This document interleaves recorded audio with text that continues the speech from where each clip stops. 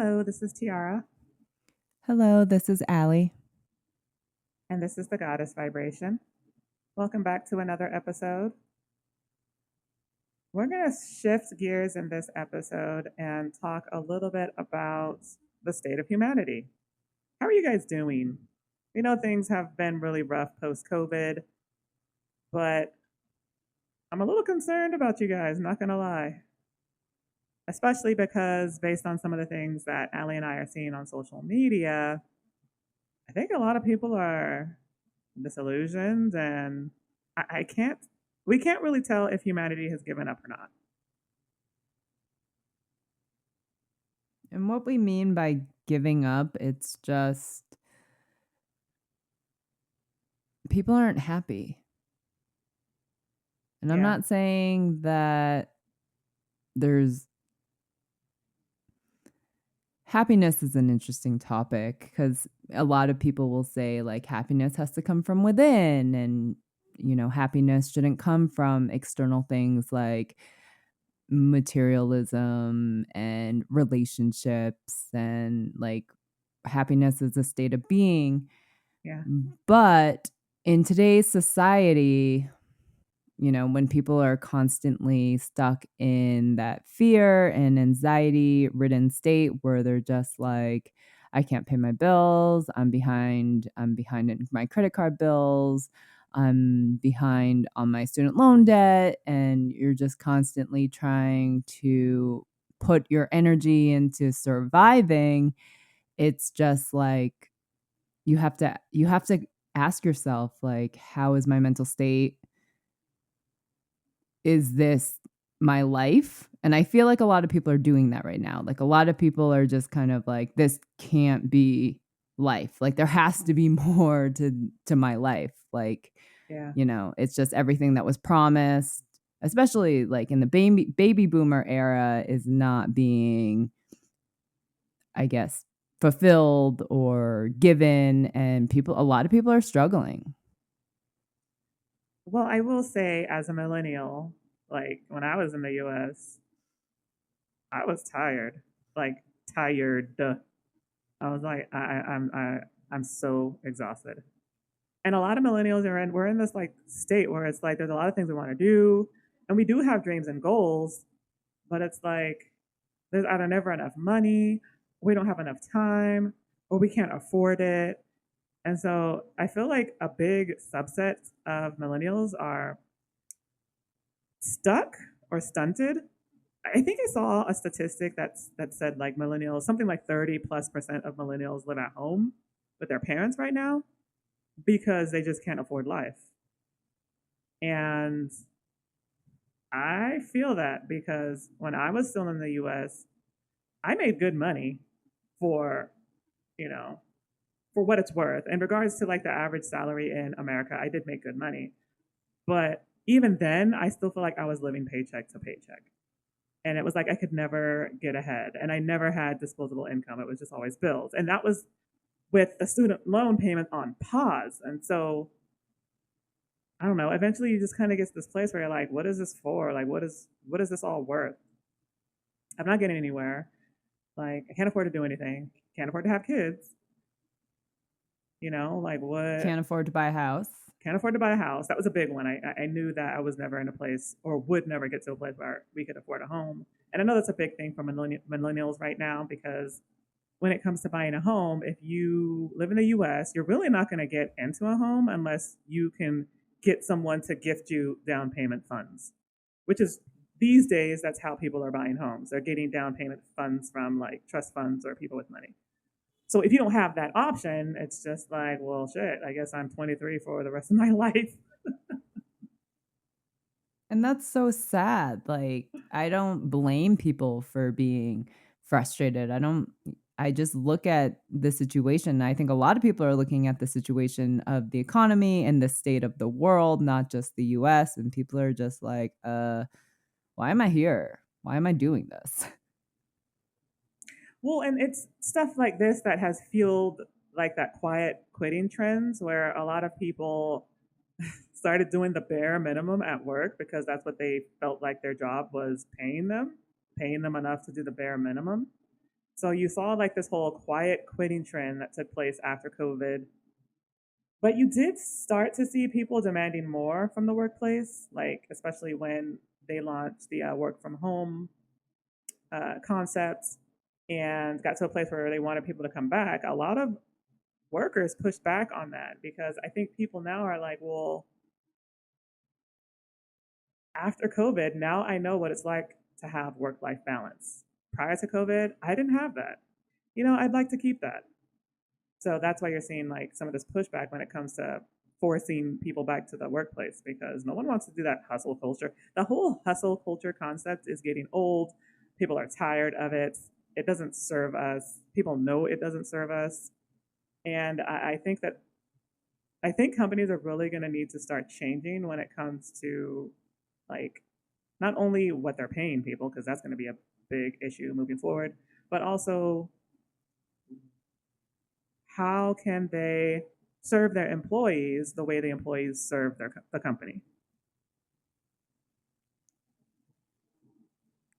Companies are a really interesting topic only because I would have to say that there is so much nepotism and favoritism in companies that, like, I Yeah. understand people who work really hard, who could be even in the top of their department, and they get passed. Like, they get passed for promotions, they get passed for projects, and when companies do that to people, you're at risk at losing some of your best people. And that is also something that's very common in the workforce. And I know, like, I've experienced it in previous jobs where I'm just like, I'm one of the top salespeople in the company, and yet I'm still in the same position that I'm in. But I am seeing people who don't have the same numbers get promoted. And I feel like that happens a lot, like across the board in almost all the industries and all the companies. So that doesn't leave much for motivation. That doesn't leave much for wanting to come to work and bust my ass for this company when I am being underappreciated and undervalued. Right. And it's crazy because I'm like, how do companies not see the value in valuing your employees? I feel like for a long time, a lot of companies, particularly in the West, have viewed their employees as like not assets, but almost as like risks or like disposable, these disposable individuals. When I'm like, you should be valuing your employees and investing in them and making them feel like you care. And I feel like we tilted the other way, and it has created a lot of disillusionment in the workforce. I think a lot of people are no longer like they no longer dedicate themselves to one company anymore like we used to see in the past. I think people job hop more because they're looking for a company that gives a shit about them. And I think if that shifted, that we would see a lot more. I think we see a lot more happier people. I think people would probably be less frustrated with work, with the workforce, than they are now. Um, I look at other countries and I see these countries that have companies that pay for maternity leave, pay for paternity leave, have like what 10 weeks vacation, 10 weeks paid vacation, which I know some of the European like Scandinavian countries offer. And I'm just like, what? Like, how come we don't have that here? Why? Why are we so hustle focused over here? Like, why is it so different here? And it's an interesting comparison when it comes to like the way companies treat their employees here versus some of the other countries. Right. And if you look at like some of the happiest countries in the world, I mean, All America is Scandinavian. definitely not one of them. Yeah, no, they're It's like all not. They're all Scandinavian countries because there is a work-life balance. They get treated fairly. If you have a Right. kid, I don't quote me on this, but I believe if they have a kid, I think they get like 6 months off or like I 6 think months to a it's year off. yeah, yeah. It's like close to a year or maybe more. Yeah, that's insane. And in America, they give you 12 weeks, which is 3 months or something like that. Oh, when my mom had me, she said that she got 6 weeks and that's it. And I was like, oh my God. Yeah, that's insane. That's so Right. crazy. It is. And I know that that's a big sticking point for millennials who have decided not to have children because they'll say to you, I mean, if you ask the average millennial, like, why can't you have kids? Why don't you have kids? They will say costs and they will say time off. That those are the two reasons why. Because here in the US, if you decide to have a child and you're a woman, you're going to get penalized for that professionally. And you're lucky if your job's still going to be there for you when you come back. And that's just the way it is here. And so obviously that's a put off to a lot of families. It's a put off to a lot of women. So women have just decided, you know what, forget it. Can you blame them? I don't blame them. I don't blame them either, but this is what I mean. Like, I just feel like there's this trend of people just wanting to give up or needing to give up, and I think that there's a lot of factors that go into why people feel the way that they feel. Well, absolutely. Like it's not any one factor. I think that COVID disillusioned a lot of people. I think that there's been issues brewing in our country for a very long time. Again, I'm talking about the US specifically. And I think COVID kind of like made us look at it all. Like it kind of just got thrown in our faces. And post COVID, we're all just like, well, shit. Like, what's the point? Oh, post COVID. Yeah, Post COVID, I'm yes. just yeah, it's an interesting time as always because you just don't I just don't know how to solve it. Like, I don't think anyone knows how to solve it. I do think that we need to come together in more than just communities. I think that we need to come together as a society and stand up for our rights. I think people I I believe COVID took away so many of our rights, and I think that was part of the experiment. And I just think that we've kind of have all been left to, well, if we don't do what they say, then they're going to take away what little we have left. And I mean, it's all manipulation, it's all fear. I'm not saying that it's not true, but it's not a way to live. And I don't think that society should be put in that position or backed into that corner. And that's just kind of what I feel like that's where we are right now, is that people feel like they have been pushed back into a corner and they don't know which way to turn. And it's just like, what do I do? Is there anything we can do? And it's a it's a lot of big questions that really don't have answers. I do think that something that has contributed to people feeling like they're backed into a corner is this whole cancel culture. Because what cancel culture did is it showed people that if you speak out of turn or you speak in a manner that goes against the mob, you can be punished for that with like your livelihood getting taken away. And yeah, that's terrifying, especially when you're already struggling to get by. So I think that whole cancel culture concept scared people into silence. Uh, in addition to COVID disillusioning a lot of people and destroying our social fabric. And then on top of that, you already had these issues that we had in the workforce, issues that we had when it comes to, being able to afford a family, being able to afford a home. Like all this stuff was there. It's just, I feel like these last few years is when it's really kind of been in focus and when people have really started to look at these things and felt like this is just too much to deal with.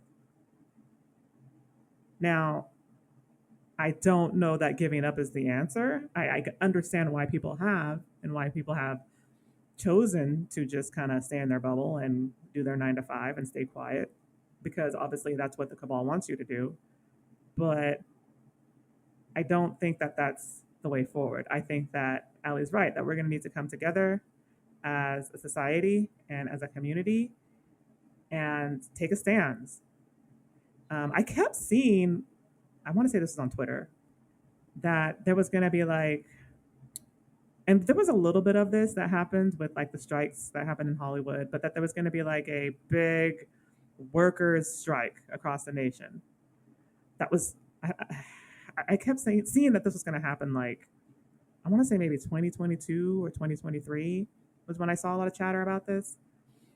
And if that would have happened and like every single person chose not to go to work for like one day, that would have brought the entire economy to a complete halt and they would have had no choice but to listen.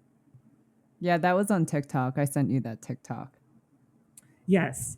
Um, I did see some chatter about it on Twitter too. Like, so it felt like it was a movement and it kind of petered out. And that's so disappointing because I thought that it had a lot of potential. Well, what the people don't understand is how much power we actually do have. And That, that's the thing. It's that, if one person has a great idea and it's one person against the world, it's like, okay, so I have this great idea, but I'm only one person. And I feel like a lot of yeah, people get stuck in that mindset, but really change starts with one person. it does. Like one person needs to take a stand and start spreading the message, and especially a message like that, you would be so surprised how many people would sign up for that and think that's a great idea and take the power back from the Yeah, government and the cabal. And it's just so disheartening to know that people are just like, have this defeatist mindset of, ah, that's not going to make any difference. Like, it is what it is. We can't change anything. And a lot of people are there. A lot of people are in that mindset.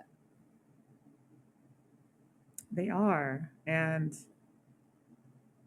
I saw similar chatter around something like that, but it was tied to the student loans. So there was some chatter about people like in mass no longer making their student loan payments, which I also thought would have been very, very impactful. But that also petered out. So I'm just like, man, can we like stick to something? Because if we're gonna stick it to the man, we have to follow through. And I don't think that we've gotten to that place where we feel like we can do it. You know, I keep saying I think there needs to be a catalyst, but I don't know what the catalyst is. Now, if the conspiracy holds up, and Ali, we've talked about this before about how in the US, it's an election year. So we're going to have presidential elections in November, which is crazy. I feel like we just had an election. But anyway, the conspiracy is that they're going to come out with like some type of pandemic or crisis that's going to cancel the election, right? I think if that happens, that it could trigger unrest or potentially a civil war, which could be Well, enough to like, I mean, if we were smart about it, we would use that to facilitate change. But I don't know. Again, this is all conspiracy. I don't know how likely that is. there's been a lot of chatter about the election being canceled and the multiple ways that the election can be canceled.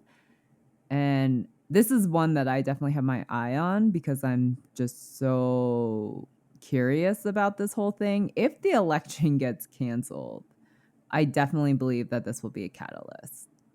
Yeah, see, that's what I'm thinking too. Is that people are going to be like, oh no, no, pitchforks, knives, and guns. Let's go. Okay, I don't know if it's going to be that extreme. It might be, but I mean, not have an election when so many people are just so unhappy with I know. politics. Yeah, because now you're taking away people's voice. You're taking away the only means that they have to facilitate any type of change is through the election process. Outside of that, you're right. Most humans and citizens feel completely disempowered. So when you take that last vestige of power away, I think that that could definitely tilt people over the edge. How that's going to manifest, if that even happens, remains to be seen. I'm of the belief it'll be a civil war. Um, I honestly don't know. You know, Americans have a lot of guns, and we like our guns, and we like to tout our guns. So that's just where my mind goes. But honestly, it could, you know, it could manifest as like not going to work. It could manifest as people choosing to stop paying their bills. Like, I don't know. I wonder why people just don't follow through on some of these ideas. You know, that's a good question. I just think there's just fear there. I think that people are afraid that the response might be an adverse one, that they could get in trouble or lose their jobs or that it won't be effective. There's been so many great ideas and like these movements that start and then they don't execute, and I'm just like, man, this could have really been impactful. Well, So I don't know what it is. I think I asked you one time when we were talking about the employment movement, and I'm just going to use you as an example and your response as an example. I said, "Would you participate in one of these?" And you said, "Absolutely, as long as I could use my PTO time and I could still get paid." Yes. So that's what I mean. Is like I think we kind of have one foot in and one foot out mentality, because it's like, okay, well, I want to do this, but that could mean destroying everything I have. Do I want to do that? No, no, not really. Right. And so that's a perfect example. And I'm using you because, I mean, that was your response. You're like, oh, I would absolutely participate, but I would have to be able to still get paid for that day that I miss of work. Yeah, right. And a lot of people don't have that privilege.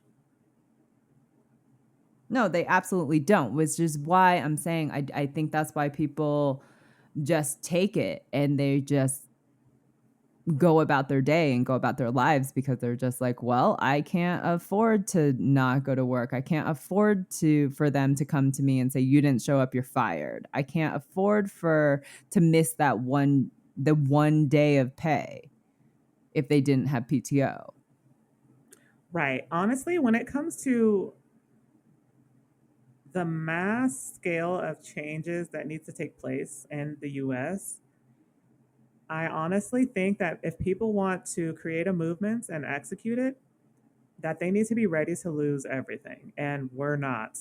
We're not ready for that right now. We're not ready to lose everything. And I think it's just because so many of us are grasping to the little that we have, but not seeing the bigger picture. I think we're too focused on the micro, and not focused enough on the macro. Now, I use Well, big yeah, I words. mean, think about it. It's like I think people care less about their credit card bills. I think that's kind of where it's starting, but I mean, if you don't pay your water bill, your water gets turned off. If you don't pay your Right, electric bill, your electric gets turned off. If you don't pay your rent, then you're at risk of being evicted. right. Who's going to risk giving all of that up and putting themselves in a worse position than they already are in or struggling to keep? Well, I do definitely see a lot of chatter about people who are done paying credit card bills, done paying debts, don't want to pay their student loans, don't want to pay their car note. So that's not an issue. I think people would be ready to just like, you know, not pay any of that stuff. But you're right, like the essentials that you need to survive, that's a different story. And I think that we see so much, well, especially in bigger populated areas in the US, we see a lot of homelessness and we see a lot of destitution. And I think a lot of us go, dang, I'm so glad it's not me. Exactly. Yeah.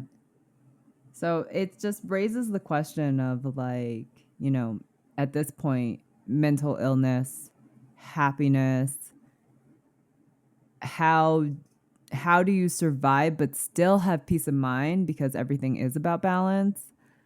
How do you, and I'm going to touch quickly on this subject, but like all of the stress and anxiety too, it affects not only you and your own mental health, it also affects the relationships that you have with people. Mm.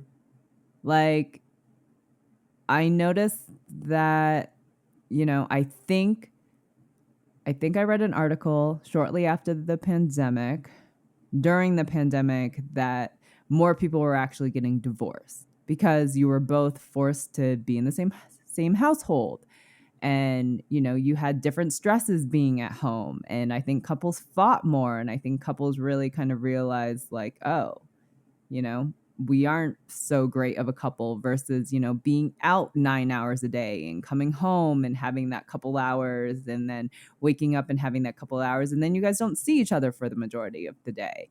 So, I'm just saying that I think all the outside stresses and all the anxiety and everything, I also think that it brought a whole different meaning to relationships that we have outside of ourselves. And I think that has been highlighted and showed causing more stress and anxiety on a person. Yeah, I remember seeing articles about how the divorce rate went up. I think that the government officials were expecting that being locked down would mean that there would be more people having babies, and it actually went in the opposite direction. And people were like, what the hell? That's not what we were expecting." But yeah, that's exactly what happened. More people broke up, and people had less kids, which is it's strange because statistically in the past, when things like this have happened, where people have been forced to hunker down together, you see a rise in births, but that didn't happen, and it surprised a lot of officials. It was unexpected. Well, yeah, when you plan something and it doesn't go your way, you know what I'm saying? Right. So there was just so many unexpected and unintended consequences that came out of the COVID lockdown. And it's unfortunate that we have yet to fully recover from that short phase of our lives.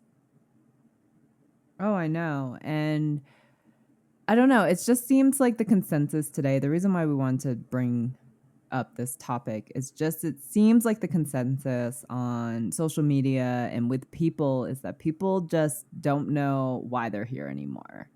Right? Like people are just like, I go to work, I come home, I live paycheck to paycheck, I'm struggling, I am going to have no retirement, which means I might be working until my last breath.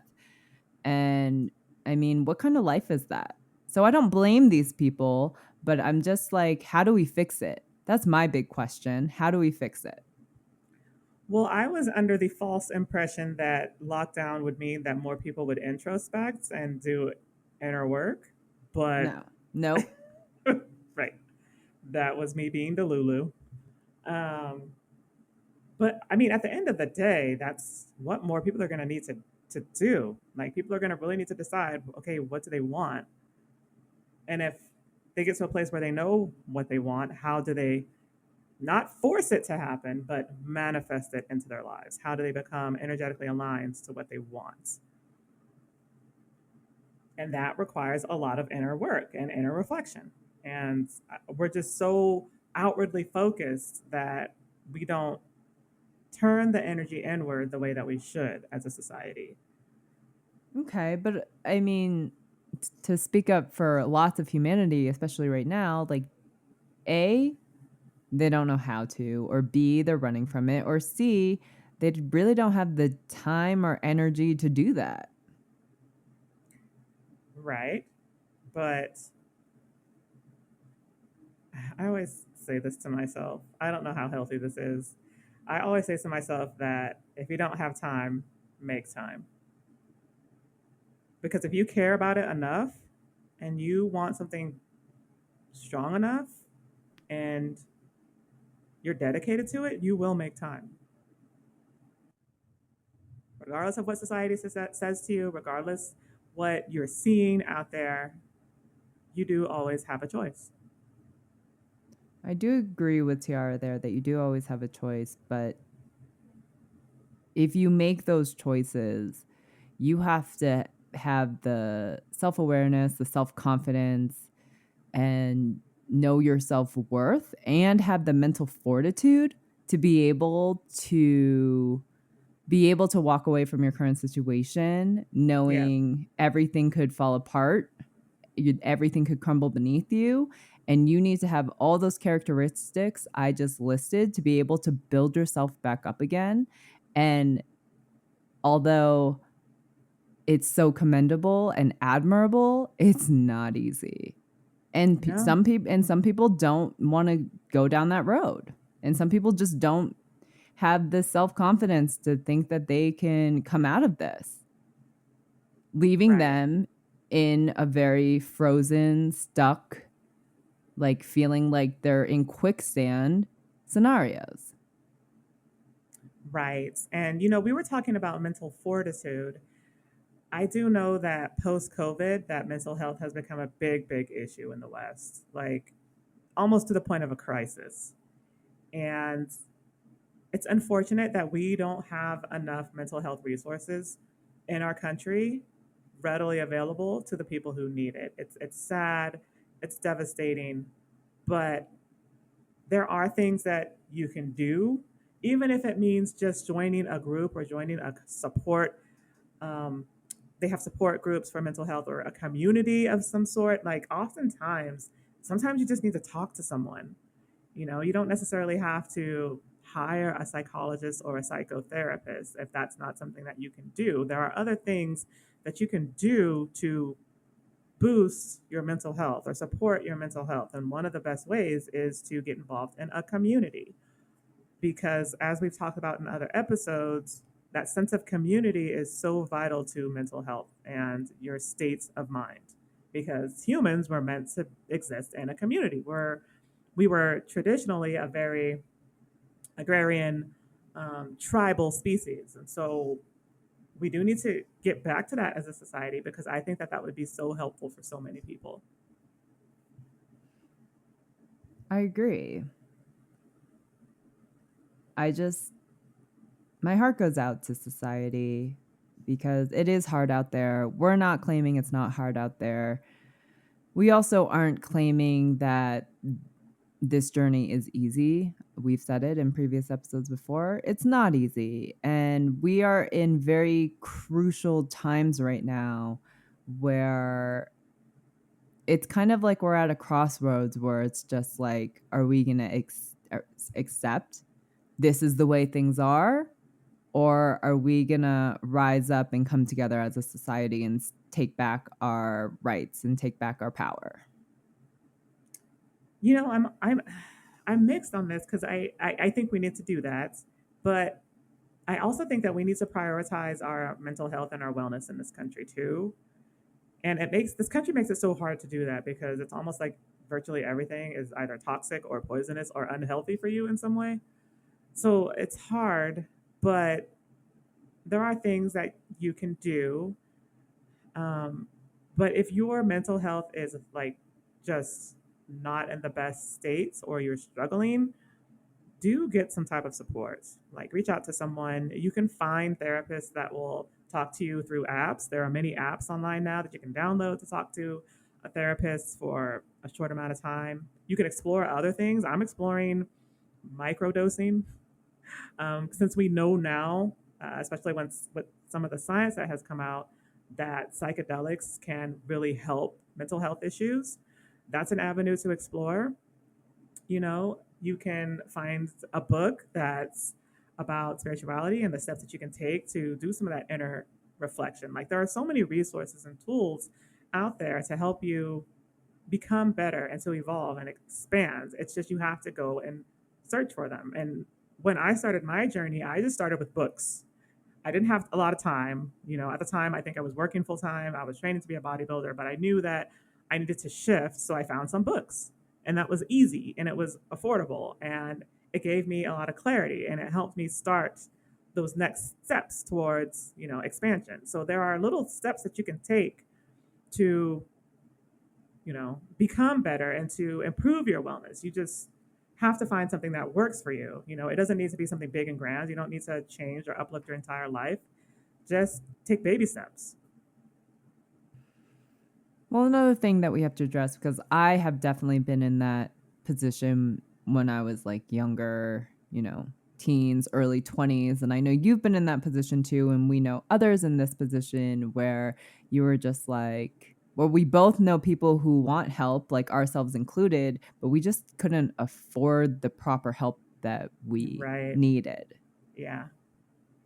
And if people are living Yes. paycheck to paycheck, and if people are stressed out, even trying to figure out how to get food on the table, like essentials, like keeping a roof over your head or getting food on the table, keeping your electricity on and your water running, it's really hard to be able to prioritize mental health. And this might all be by design, but whether it's by design or not, it is the reality. And I do agree with Tiara about making the time, right? Like the only thing that we humans actually have real control over is time. And that's something that I have learned through Dhamma, Buddhism.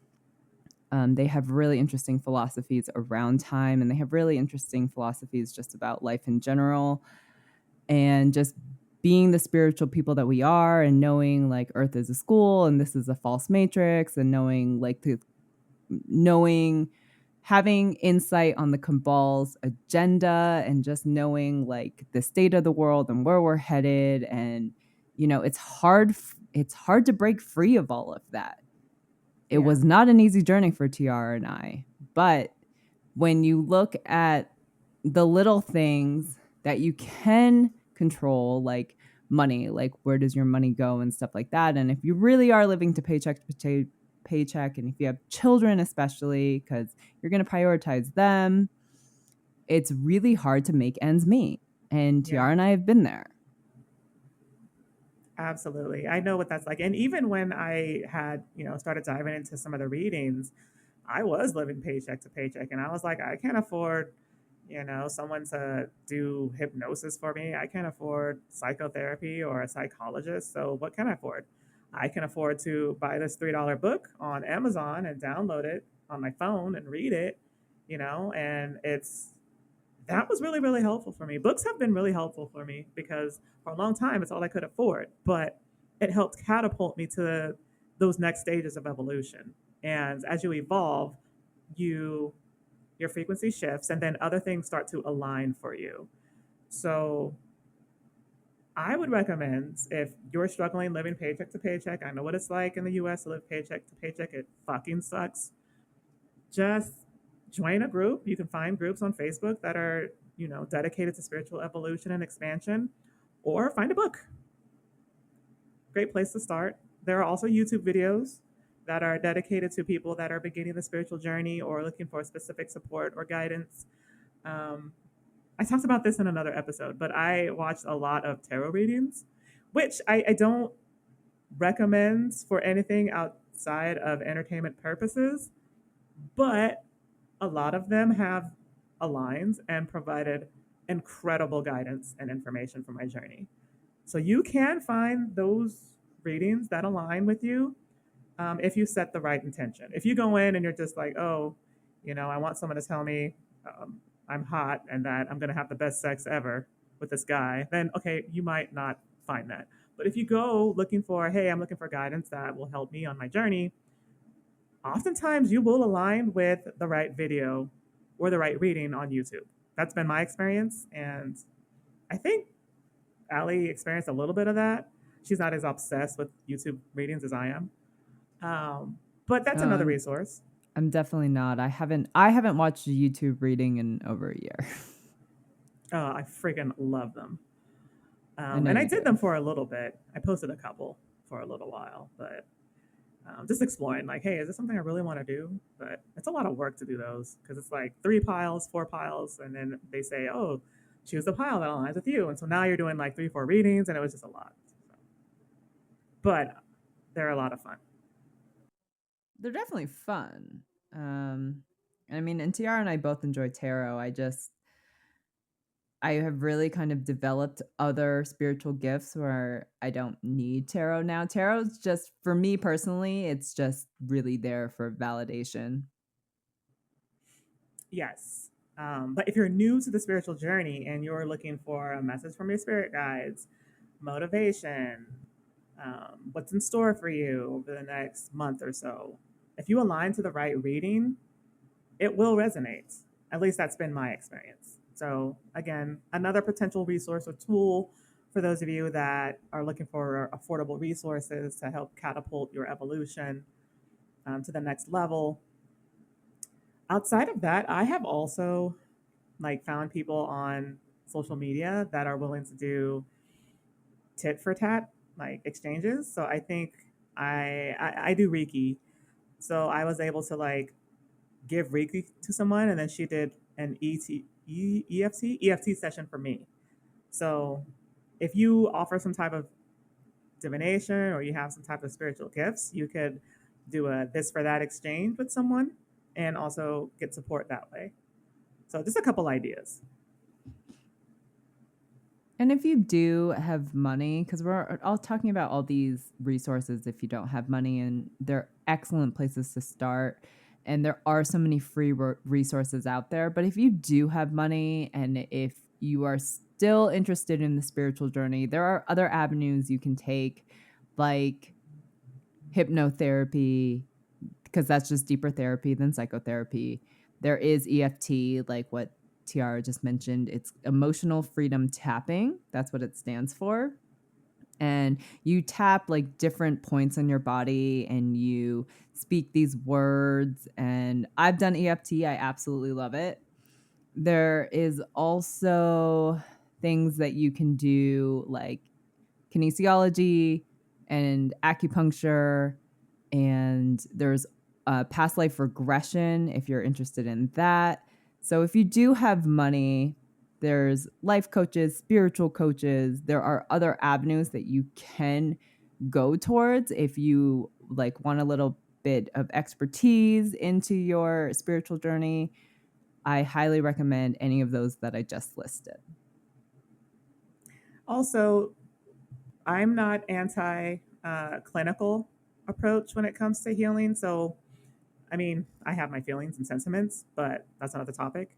So, if you feel like you want more traditional mental health support and you can afford a psychotherapist or a psychologist or a psychiatrist, definitely do that as well. Just make sure that you're picking someone who aligns with your needs and is willing to help you heal and get better and not just take your money. Because I know that that happens to a lot of people, that they find someone they're comfortable with, they stay in that comfort bubble, they're not pushed beyond it.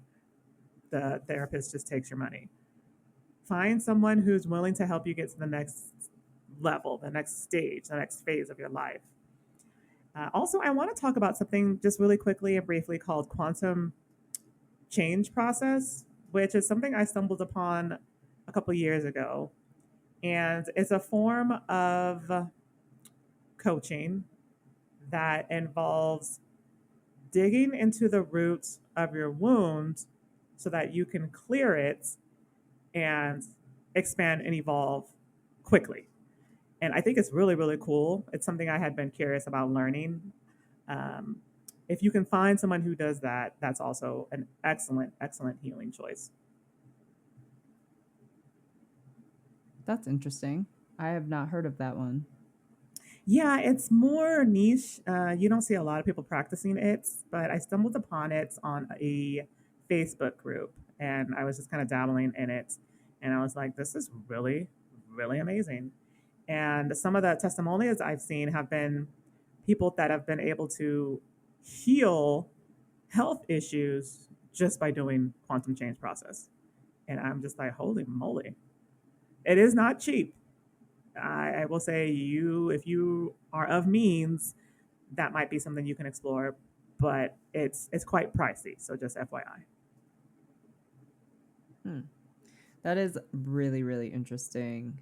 Um, just how all these methods that we just listed can really help a journey, but also like help the body. Because like Right, the journey is not just your mind, right? It's your state of being. It's mind, body, and soul.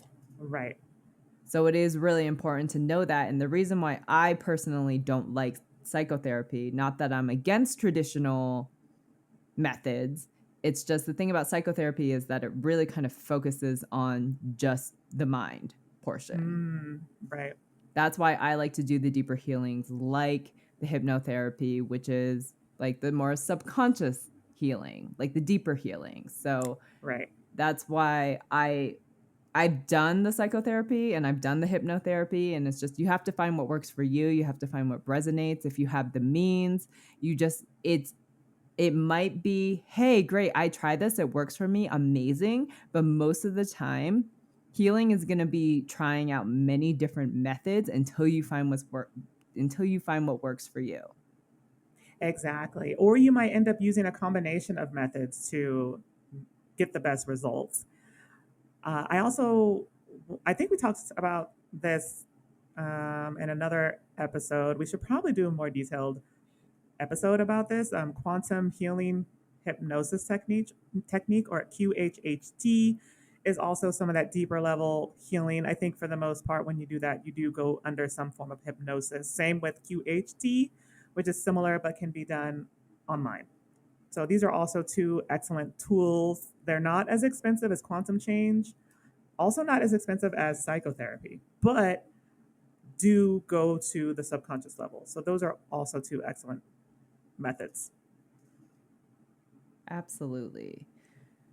So we just kind of wanted to talk about this topic about humanity giving up only because it's what we are observing, like just through social media. It's also what we're observing, like when we're out and about meeting people in person. And it's really disheartening to see people in such a defeatist, low vibrational state. And I'm not saying it's not justified. I'm just saying that it is really disappointing and sad that we Yeah. as a society have gotten here and that we have let the people in control put us here. Right. So I think that we need to prioritize our wellness because obviously the people in control don't care about our wellness. And so if they don't care, then who cares outside of ourselves? I think we need to start doing that more as a country, as a people, as a community, prioritizing our wellness and the wellness of those that we love and care about beyond just, you know, can I afford to put food on the table? Absolutely, that's 100% important. But wellness goes beyond physical needs.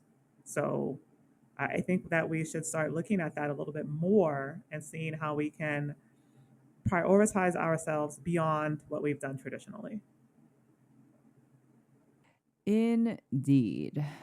Well, I just want to thank everyone for tuning in, and I hope that you find something enlightening in this conversation. And really, if you if you don't have the awareness, or if you do have the awareness, just we ask that you take a few minutes out of your day and just kind of look inward. It can be whatever you choose. There's no right or wrong path when looking inward. We just ask that you take at least 5 minutes out of your day and just sit with yourself and kind of start looking inwards and see what's in there and see what manifests and see, what changes you would like to see be made, because accepting it is one thing, but the difference about doing something about it is another, right? Like it's accepting is just like, well, it is what it is and this is my life and I'm ready to leave the planet whenever that day comes. Like that's just kind of like accepting it, but you do have power. And part of our podcast is that we do want to empower people and we do want to bring people into their power. And one of the ways you're going to do that is if you can sit with yourself and just look inwards. So that's what I ask our audience to do. I know that doing that work can be tough.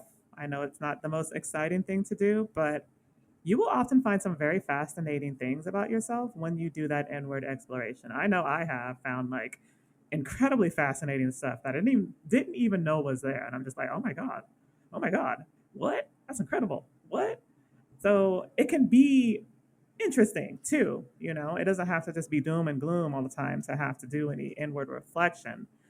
Sometimes the things you find are enlightening and interesting and inspiring. So I think that we need to shift our perspectives when it comes to doing that work, because I feel like traditionally it's always been like, no, I don't want to do that. I don't want to look at that. But it's not all bad and negative to do that kind of work. It absolutely isn't. And this is why we're going to encourage people to just take 5 minutes and just start sitting with yourself and just start looking inwards and asking yourself, what do I want out of life? Like Right. if you're looking at yourself and you're just like, this is it, this can't be it, there has to be more to life than this, then you need to start that journey inwards and start figuring out what you want your life to look like, what direction you want your life to head in. And it's not going to be easy. You might hit some road bumps. Tiara and I certainly have, but there's also a lot of magic when you go inwards, and tapping into that magic is what makes the journey worth it. Absolutely. That's a great way to end. So thank you everyone for tuning in, and we will see you next week. All right. Thanks, you guys. Bye. Bye bye.